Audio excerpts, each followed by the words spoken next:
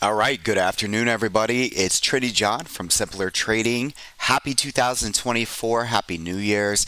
Let's go ahead and get this started. So this is going to be the broad market analysis. We'll be covering a short week, Tuesday through Friday with futures open tonight. Looking at, the first through the fifth here. So again, second through the fifth. So again, a short week. The first thing that we're going to start with is just some basic ECON data. And to remind you, these catalysts are just catalysts that pushes price into the supply and demand levels that we go over. For our simpler traders, please note that I have introduced the 2024 outlook. So you can look in there and look for your ES, NASDAQ, YM, the Dow Jones, and RTY. So those are my 2024 projections. I will be giving you a date this week. Basically, it'll be like a happy hour, most likely Thursday. Just join in and we'll go over those. I'm probably thinking somewhere around 6:30, 7 o'clock Central at night. So again, that's just something you come in. We'll kind of talk freely, my outlook on the year coming up, but also you have the charts there already. Now I will be adding into these. I have quite a few stocks that I'm interested in 2024, so I'll be adding those as well. So like my favorite stocks, and please note we'll go over all of the data in there as far as like if this then that. So there's no absolute for any of those charts, but again, very, very important for you to understand the methodology when we get into that. Also notice here that we have our educational videos and strategies. They're all right here, so we have nice links there. And then we have our watches, and then the BMA, which is what we're doing right now, the broad market analysis. And then this right here, I'll probably rename this. As a matter of fact, let's go ahead and do that right now. We're going to rename this. We're going to call this the daily trend. All right, and basically every morning I want you to come in here. It's the same thing that you've been doing, but I'm going to call it the daily trend. And you're going to come in here. It's going to be really straightforward. It's going to give you the econ that's coming up today, so any catalyst that you need to be aware of. And then it's going to give you the ES and the NASDAQ intraday chart using our methodology, basically finding supply and demand, showing you where I want to get long and or where I want to get short. And you guys all know I use these charts to guide me in my portfolio. Then of course Melissa, our great trader here, she'll be also giving you her current swing trades. You guys can take a look in here. She's very good with her notes, giving you your targets, stops, and so forth. And again, if you're new here, please come into the welcome section as well. All right, so let's get back over here to the broad market analysis. Again, I've underlined what I feel could bring a little bit of volatility to the market. But again, I just want you to be aware of the times. These are in Eastern time. And basically, if we're in the market, I'm going to let you know that. But at the same time, just be aware some volatility can come in. So on Tuesday, we have S&P final U.S. manufacturing PMI. And on Wednesday, Richmond Fed President Tom Barkin is speaking. You got job openings, minutes from the Fed's December meeting. And then on Thursday, ADP employment, initial jobless claims. And then on Friday, U.S. unemployment rate, ISM services, factory orders, and so forth. And then you got Richmond Fed President Tom Barkin speaking as well. All right, so he's in here twice. I don't see much for volatility, but the chart's kind of giving us a different picture, and we'll get into that here shortly. Earning Whispers, I use this on Twitter, and again, I've been using these guys for many, many years. Love them, and they're really reliable. And you can see here coming into this first week, we do have some names here. They're kind of hard to read. I apologize, but you can also give them a follow out on Twitter and see this information as well. There's not a whole lot of names in here that I'm interested in at all this week. What I am prepping and getting ready for, and I'll be watching this week, are banks. So Goldman Sachs, JPM, Bank of America, Citi, and so forth. Okay. So again, those are right around the corner. And just as a note, believe it or not, towards the end of the month, we're already getting into the big guys like Amazon and so forth. Okay.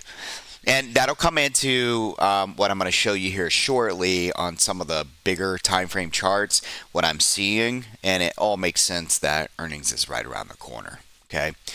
Last week's neutral results. So if we zoom in here, you guys can see these worked out really well. What we did was use the previous week, and the idea is that you go long above the green line here, and then you trim into target.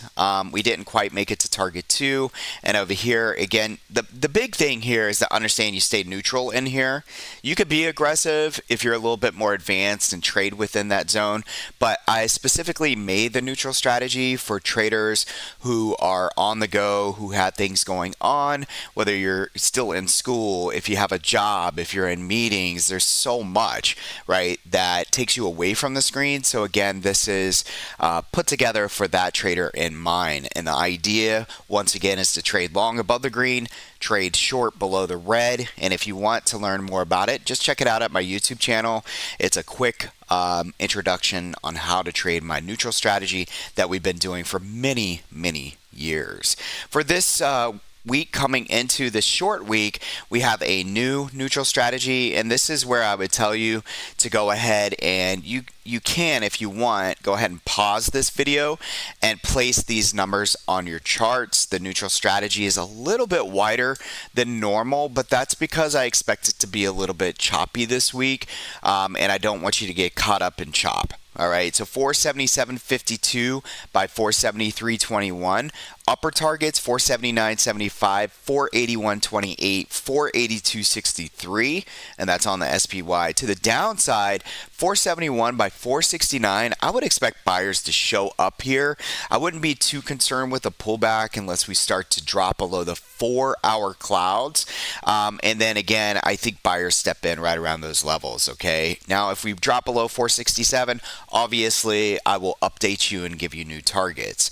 Over here on the QQQ, if we zoom in over here, you'll see 410.91 by 408.04. So only about a $2 spread, if you will. So not too bad, but if you notice on the 4-hour, it's hanging on for dear life here at the cloud. And if it breaks down below there, I do think we get a nice short possibility into 406 by 402. But again, expecting buyers to show up until I'm wrong. Okay, upper targets 412.31, 414.78, 417.07, and just as a reminder, SPY has not made a new all-time high yet, and that comes in right around this area right there. Okay, now I will be going to charts here, don't worry. I know that I'm zooming in, it may not look as pretty, but this is where we start heading into the charts. So now we'll take a look at the SPY, the bigger picture, and I'm using TradingView for this. Now I do use Thinkorswim as my platform, but I also have my indicators and so forth, and I still utilize TradingView for a lot of other reasons. And I really do highly recommend them because their phone app is amazing. The phone app, I'm able to see all my indicators, and when I'm on the go, it's money. So I love them. But over here, and again, I'm not being endorsed to say that. Over here on SPY, so this is your normal, when I'm doing the broad market analysis, I give you the quarterly update. Now, what I did for 2024 is I erased all my notes. You can go back and watch the other videos and see those notes, but we're going to start fresh here. And so this is going to be really straightforward, and I'll kind of show you what this means on the chart. So notes, today's date, quarterly closed inside and up. So this formation right here, this is the mother candle, this is the inside candle, and this is the up candle. These inside and ups since the inception of the SPY have led to higher highs. And you can see here, especially with this green arrow. So this green arrow is really important. This is part of my indicator. And if we go back and just look at the green arrow, every time since the inception of the market, you could see this every time we've led to new highs, and this goes back and dated all the way back to 1993 here on TradingView. All right, now notice, like I said, we have not made a new all-time high on the SPY, and for new traders that might be a little confusing because you have the ES futures, and a lot of people relate the ES futures to the SPX, the SPY. Well, we had that rollover and that gap up and so forth, and that kind of threw some things off here as well.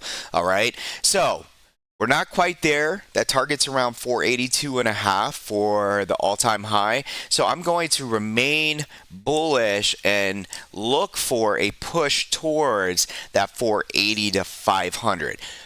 Big time frame though. Again, quarterly, you have to understand all the big names will be reporting towards the end of the month.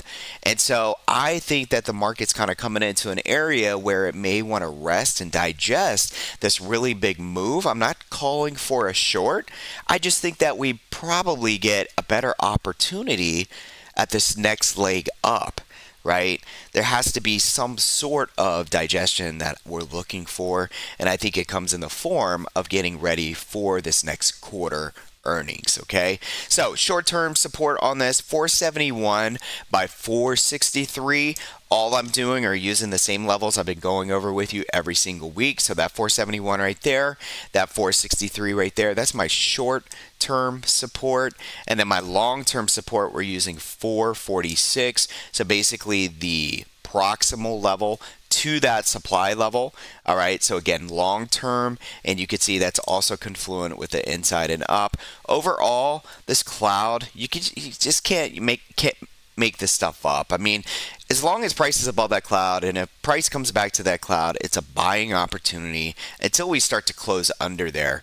And what's really important going into 2024 is this green box down here in this cloud, and I'll be talking more about that during our session on this Thursday. Let's go ahead and move into the QQQ bigger picture as well.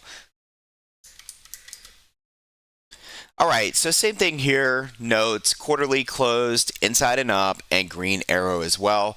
Price made a new all-time high, the 2024 upper YE, that's just one of my indicators, the yearly edge, will serve as our short-term support at 396, and our long-term support, 376 by 350, and my overall targets to the upside on an extended move. And again, I feel like we might be a little toppy here, and I'll be showing you that on the futures.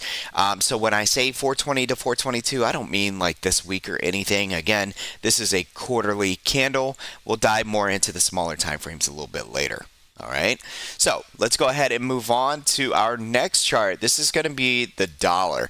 Now, the dollar is really important. It's really very important to my overall analysis when I'm doing the broad market. Okay, so I want to know where we are. You guys know we found the supply zone way back in the day last year. We came up to that supply. Once we started to reject there, the market started to pick up. It was perfect. And I think we ended up moving, almost 9 weeks up in the market. And it's been great. But notice that we started to reject. We broke down below the cloud. And once we broke down below the cloud, what I was doing with my eyes is I want to go down and I want to go to the left. And I want to be looking for that next inside and up formation. And you'll notice there's one right here.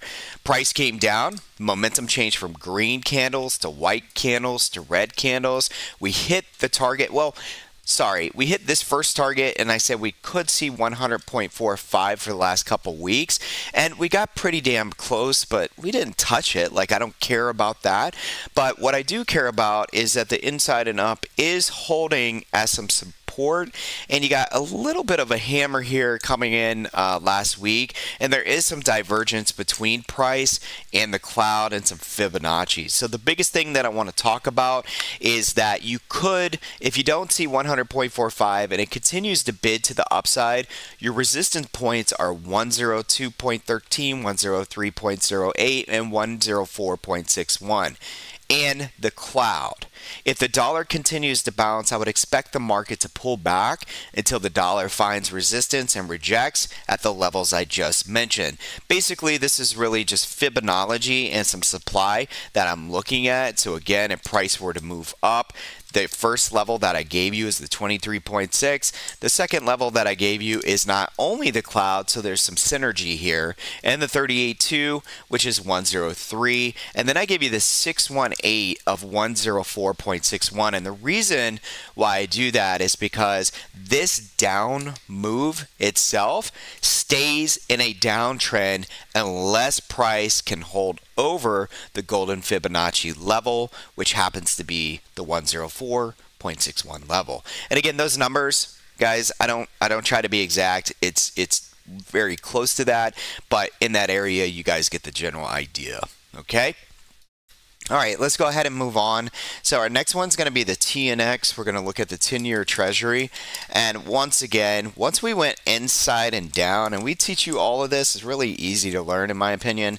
Here's the inside and down. Once we went inside and down, we were looking for prices to continue to fall. They did. They came into the inside and up that I've been giving you over the last several weeks. We're finally there, and just like the dollar, okay, so check this out. Listen to me very closely. The dollar and the TNX have come into an inside and up formation, which is what we deem on higher time frames as demand. All right.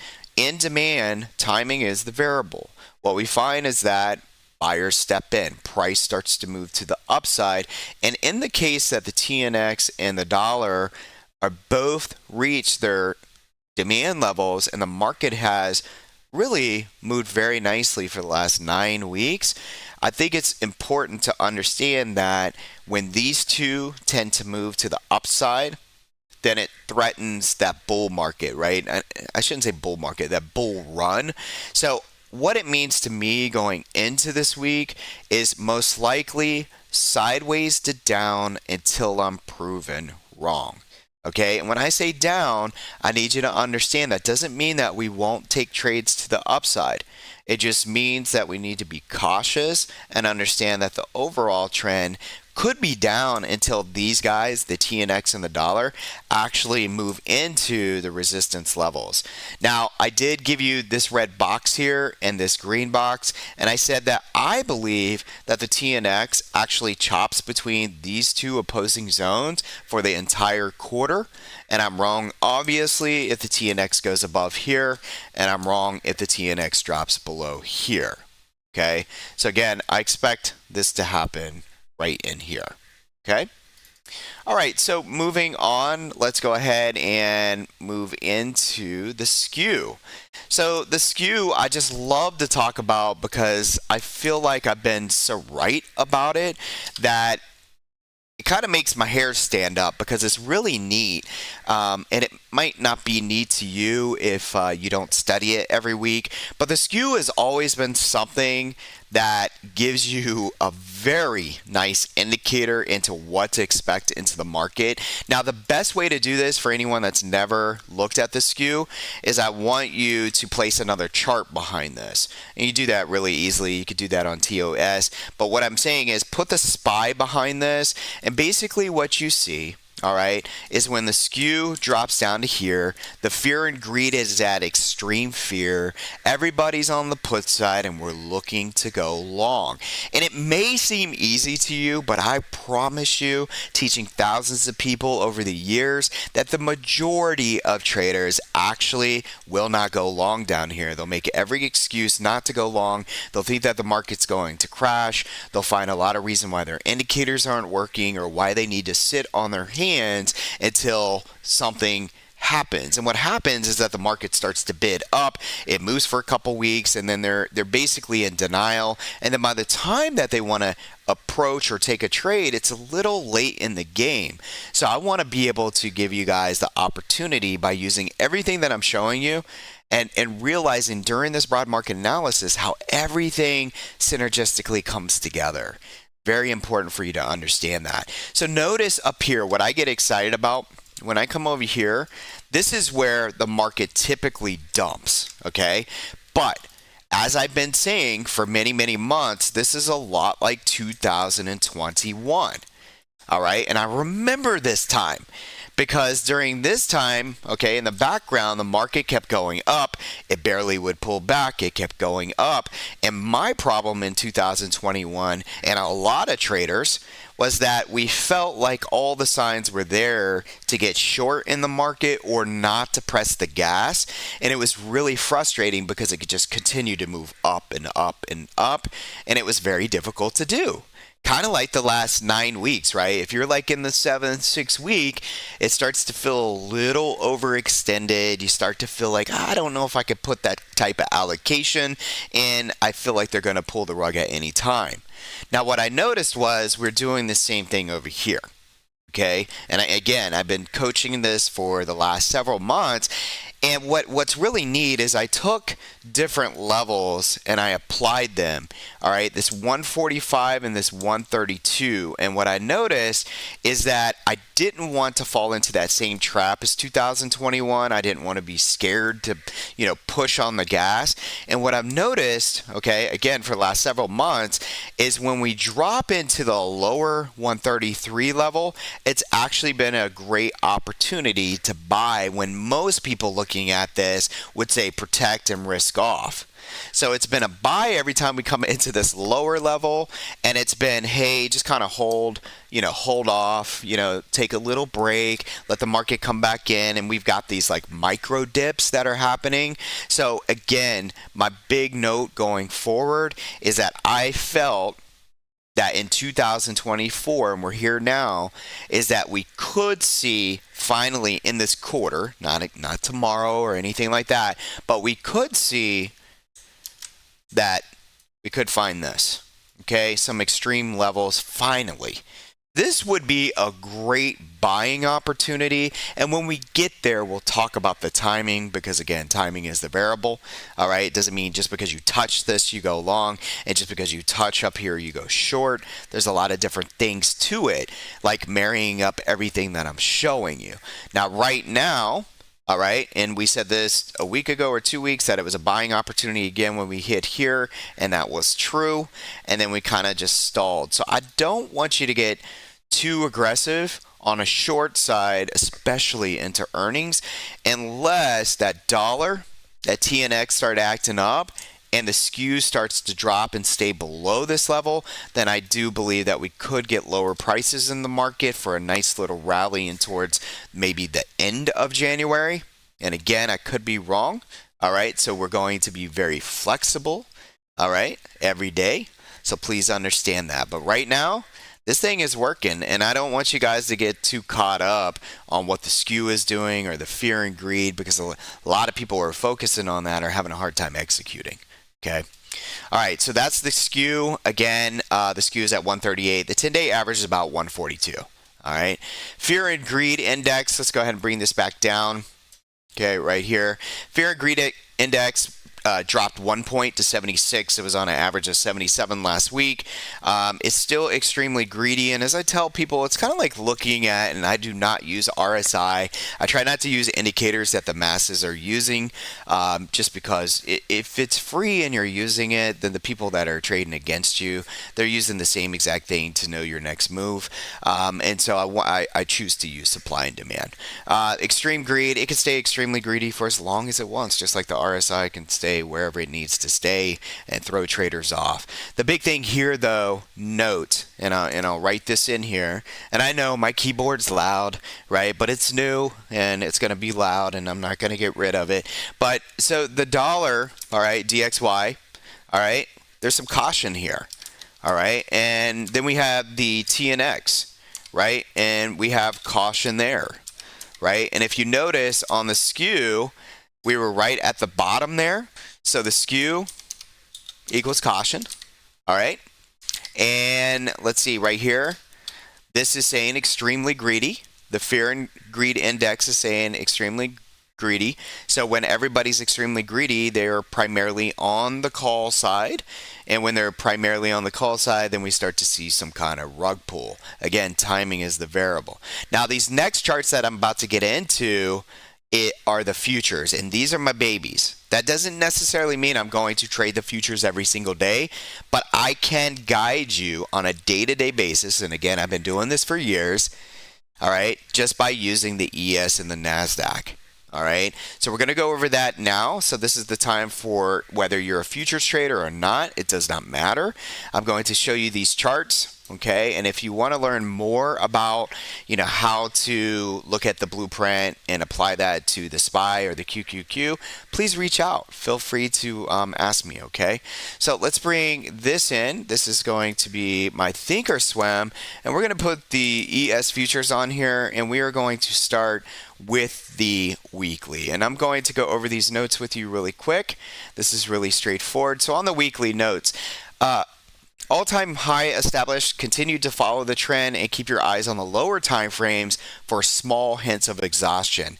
Now, I'll tell you right away on the ES futures, the weekly is actually showing you exhaustion, and that comes in the form of topping wicks. When we have topping wicks, if you will, just kind of like imagine an imaginary line there, and the bears are saying you're not getting over this, or perhaps the bulls are just getting exhausted. It's like there's too many signs that the market could pull back here, and that's what that top and wick tells me. So that's your first indicator, and you could just draw a line at that high and just say this out loud: if this, then that. If price goes over the top of that wick, I would be looking for a 4-hour hold above there, and then I believe we could see 480.71, and then above 480.71 we could see 49.09.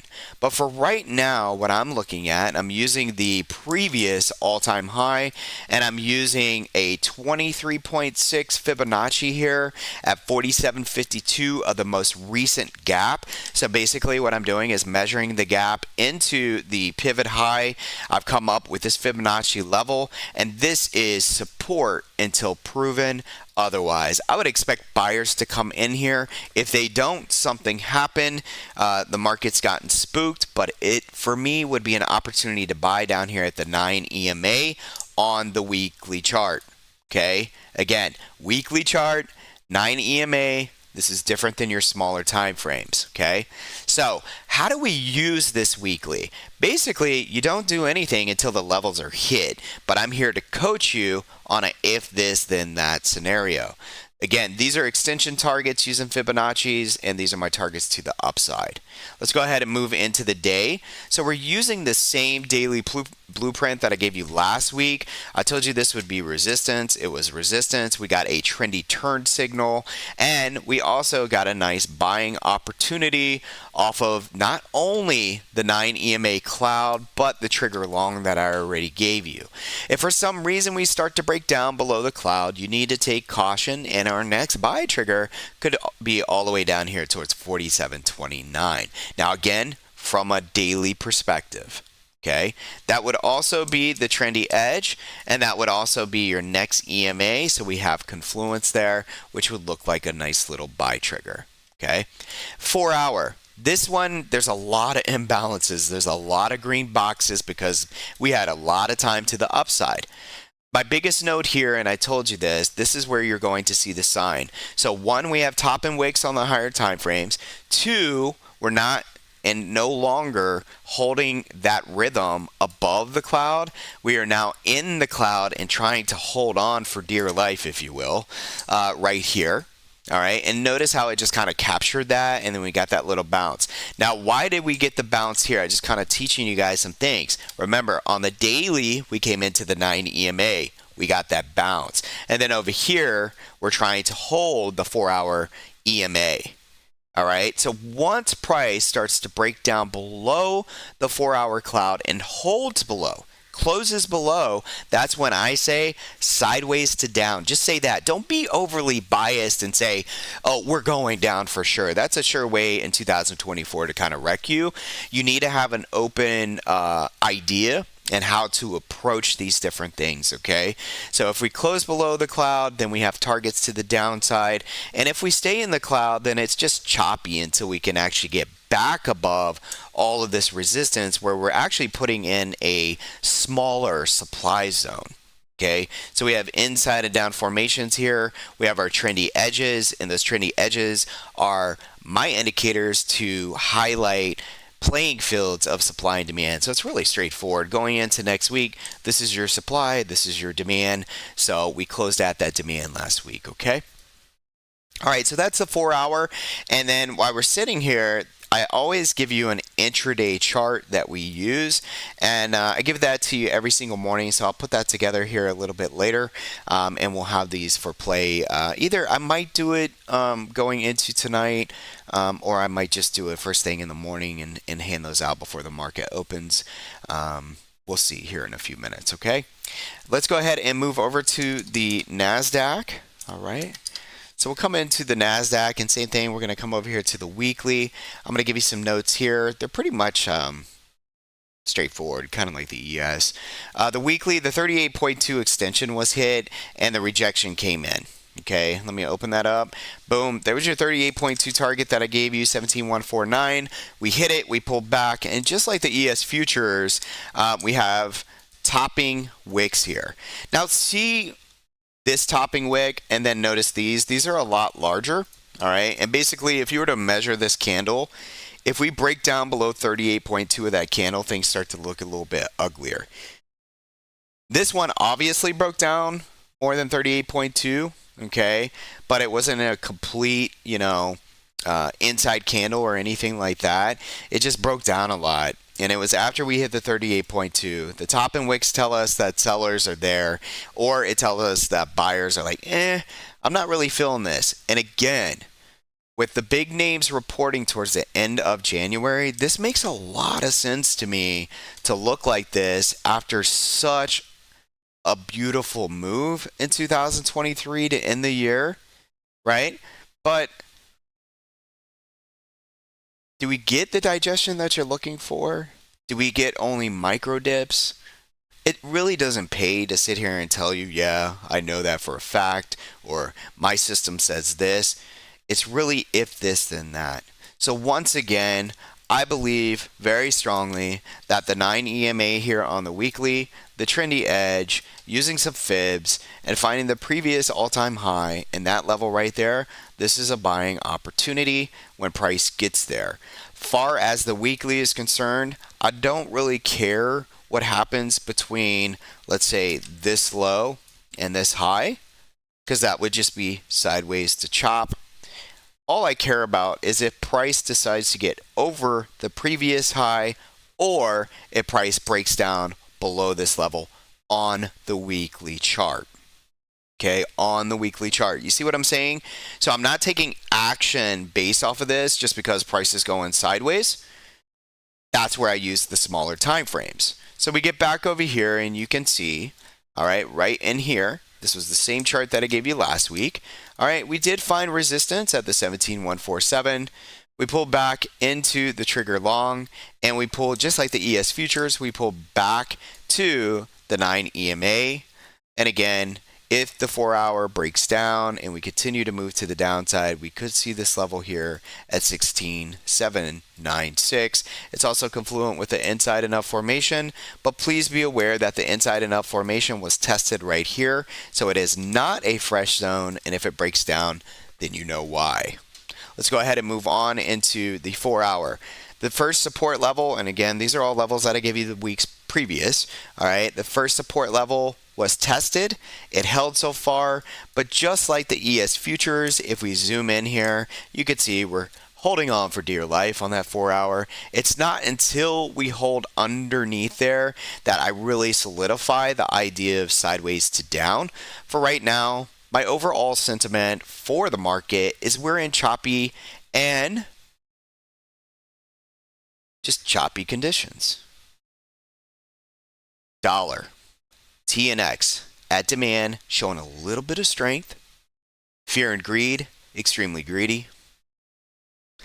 ES and the NASDAQ look a little toppy here based off of the last 2 weeks, looking at their topping wicks. And their 4-hour charts are showing that they're trying to hold on to the cloud. Again, the cloud is support when you're above it and resistance when you're below it. So we're really on the cusp this week of just staying open-minded and don't make any decisions until if this, then that. If price breaks down below those levels and above those levels I gave you, then we'll be taking action. I can't wait to trade with you guys in the morning. We'll see you tomorrow, and again on Thursday. I'll give you the time for the happy hour. We'll discuss all these bigger 2024 projections and some of my favorite stocks. And check this out. And if you haven't done it, please like this video and please share it with your family and friends. But this is like a big deal for me. I got to go into this really quick. This is really cool. So right here on my Twitter account, I was actually pretty shocked. I just saw this, and I just want to thank everybody for giving me a follow. So this is, I believe years ago, a lot of people paid for followers and stuff. This is all organic. And I have to tell you, this took me a very long time.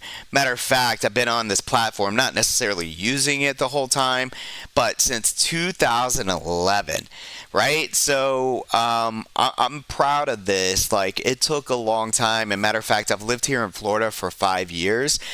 When I came here to Florida, I want to say that my Twitter was 900 and something followers. So it has grown quite a bit. Still slow to me though, compared to some of the accounts out there, but pretty neat. And again, I just want to say thank you, and I love using this platform. Make sure you give me a follow. Make sure you're following the right person. We get a lot of imposters. It's TR3NDYJON. Check the print here. Some people try to fool you by using like a lowercase j or something like that, but this is me, and you get a lot of stuff here as well. So I put out a few of these charts that we go over here, and then I'll do videos like these quick 3 to 5 minute videos on my favorite stocks. Those will really help you out. Hopefully some of you guys took advantage of my buddy. He's having a baby, and I thought I would put this out here just to kind of help him out. But he's selling journals, and I want to say he's a financial advisor. Got his master's, and him and his wife are having a baby, and she's very smart. I think she's a doctor, and they opened this small business where they do journals because they love to write, and I just think this is so cool. So you can read about their story. It's very inexpensive, and it's a really nice journal. I actually bought 3 of them myself. And then if you're interested in the people that I follow, I always think this is important. You could come over here and take a look at who I'm following, who I find value in. You could always come over here and take a look as well if you're kind of new to X. All right, so I appreciate everyone. Can't wait to see you. See you tomorrow. Have a great night.